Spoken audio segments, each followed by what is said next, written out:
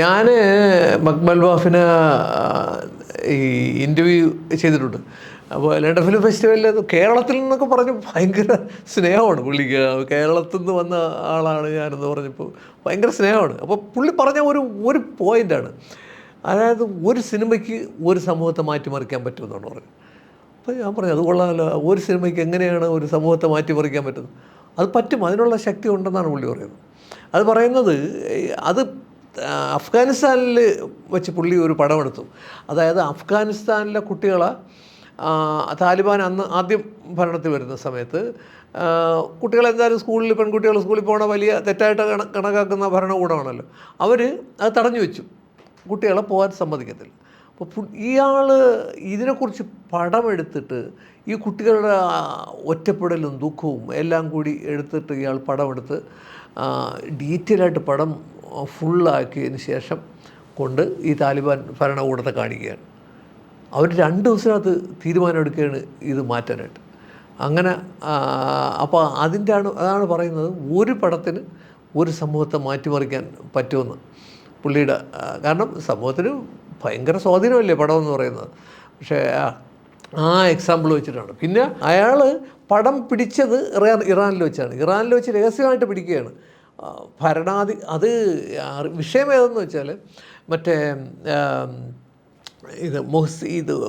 സ്ത്രീകൾ ഈ തട്ടം ഇടുന്നതിനെക്കുറിച്ചുള്ള സംഗതിയാണ്. അപ്പോൾ ആ വിഷയം, ആ പെൺകുട്ടി തട്ടമിട്ട് അവസാനം ജയിലിൽ കൊണ്ടുപോവുകയും അവസാനം ജയിലിൽ വെച്ച് അവർ കൊല്ലപ്പെടുകയും ചെയ്യുന്ന ഒരു അതുണ്ടല്ലോ. അതിനെപ്പറ്റി ഒരു ഭയങ്കര പ്രശ്നങ്ങളുണ്ടായി.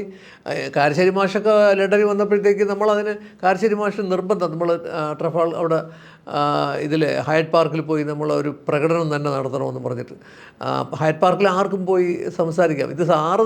ഇതെല്ലാം വായിച്ചിട്ടേ ഉള്ളൂ. അപ്പോൾ ഈ സംഗതി അവിടെ നേരിട്ട് ചെയ്യുമ്പോഴത്തേക്ക് കംപ്ലീറ്റ് വേറെ സ്റ്റോറിയാണ്. കാരണം അവിടെ എല്ലാ പ്രാന്തന്മാരും വന്ന് കൂടുന്ന സ്ഥലം കൂടിയാണ്. നമ്മളവിടെ ചെന്നപ്പോഴത്തേക്ക് അവരെല്ലാവരും കൂടി അങ്ങനെ ഈ അങ്ങോട്ടും ഇങ്ങോട്ടും തിരിച്ച് വീണ്ടും ഫൈറ്റ് ചെയ്യാനായിട്ട് തയ്യാറായിട്ടൊക്കെ നിൽക്കുന്ന ഒരു ഓഡിയൻസിൻ്റെ ഇടയിലോട്ട് ചെന്നിട്ട് നമ്മൾ അതാ സമയം മാഷൊക്കെ അവിടെ സംസാരിക്കുന്ന, മാഷ് മലയാളത്തിലാണ് സംസാരിക്കുന്നത്. അപ്പോൾ ഇംഗ്ലീഷ് സംസാരിക്കുന്ന വേറെ ഡോക്ടർ ഉണ്ടായിരുന്നു, മലയാളി. അവരൊക്കെ അതായത് ഇറാനിൽ നടക്കുന്ന ഈ പെൺകുട്ടികളെ ഈ വസ്ത്രത്തിൻ്റെ പേരിൽ നടക്കുന്ന ആ നിയന്ത്രണം അത് സ്വീകാര്യമായിട്ടുള്ള കാര്യമല്ല, അത് നമ്മൾ തടയേണ്ടതാണ്. അത് ഇൻ്റർനാഷണലായിട്ട് അല്ലാതെയും നമുക്ക് ഒട്ടും സ്വീകാര്യമായിട്ടുള്ള കാര്യമല്ല. അങ്ങനെ മാഷ് ഓരോ കാര്യങ്ങളും പറഞ്ഞ് ഓരോരുത്തരും പറയുകയാണ് അതിൻ്റെ വിശദീകരണങ്ങൾ.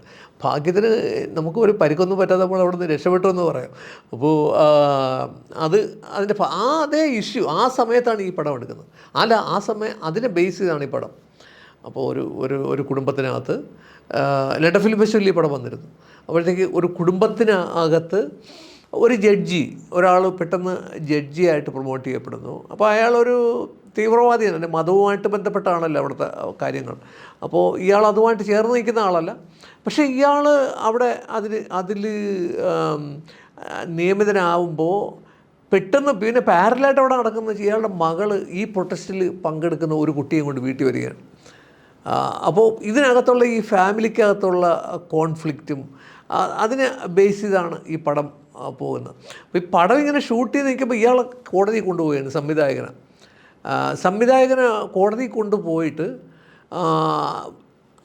വിധി വന്നു. ഇയാൾ എത്ര വർഷത്തേക്ക് ജയിൽ ശിക്ഷ അനുഭവിക്കുന്നു, എത്ര ചാട്ടവാറടി ഒക്കെ പറഞ്ഞ് വിധി വന്നിട്ട് അതിനെതിരെ അപ്പീൽ പോയി ആ കോടതിയിൽ അത് വിചാരണ നടക്കുകയാണ്. അപ്പോൾ ഇയാൾക്ക് വിവരം കിട്ടുകയാണ്, സംഗതി ഇപ്പോൾ വിധി പ്രഖ്യാപിച്ചു കഴിഞ്ഞു, 8 വർഷത്തെ കഠിന ശിക്ഷയ്ക്ക് ഇയാളെ വിധിച്ചിരിക്കുകയാണ്.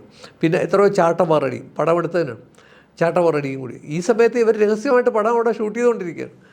ഇവർക്ക് പിന്നെ ഇയാളുടെ ഇലക്ട്രോണിക് ഉപകരണങ്ങളൊക്കെ അയാളുടെ വീട്ടിൽ ഇരിക്കുന്ന ഏതോ സുഹൃത്തിൻ്റെ വീട്ടിലേക്ക് മാറ്റിയിട്ട് ഇയാൾ അവിടുന്ന് ഈ മറ്റേ മലനിരകളുള്ള ഏരിയ ഉണ്ടല്ലോ അടുത്ത, അതേതെന്ന് പറയുന്നില്ല, അതുവഴി ഇയാളങ്ങ് ജർമ്മനിയിൽ അഭയം തേടുകയാണ്. അപ്പോൾ എന്നിട്ട് കാൻ ഫിലിം ഫെസ്റ്റിവലിൽ എന്നിട്ടാണ് പങ്കെടുക്കുന്നത്. കാൻ ഫിലിം ഫെസ്റ്റിവലിൽ ഈ അവാർഡ് കിട്ടുമ്പോഴത്തേക്ക് എനിക്കത് ഫിപ്രസി പോലൊരു അവാർഡാണെന്നാണ് തോന്നുന്നത്. അയാൾക്ക് ആ അവാർഡ് കിട്ടുമ്പോഴത്തേക്ക് അതും വാങ്ങിയിട്ട് ഇയാൾ പറയുന്നത് ഈ റിലീജിയൻ്റെ പേരിലുള്ള ഈ അടിച്ചമർത്തൽ, അതിനെതിരെ പ്രതികരിക്കണം, അതിനെതിരെ ഫൈറ്റ് ചെയ്യണമെന്ന് അവിടെ നിന്നോട് പറയുകയാണ്. അപ്പോൾ അതൊക്കെയാണ് ആ ഒരു ഫൈറ്റിംഗ് സ്പിരിറ്റും മനുഷ്യന് എവിടെയായാലും ഒരു ഒരു ഒരു ഉണർവ് നൽകുന്നതും ഉത്തേജനം നൽകുന്നതുമായിട്ടുള്ള ഒരു സംഗതി. അപ്പോൾ അതിപ്പോഴും തുടരുകയാണ്.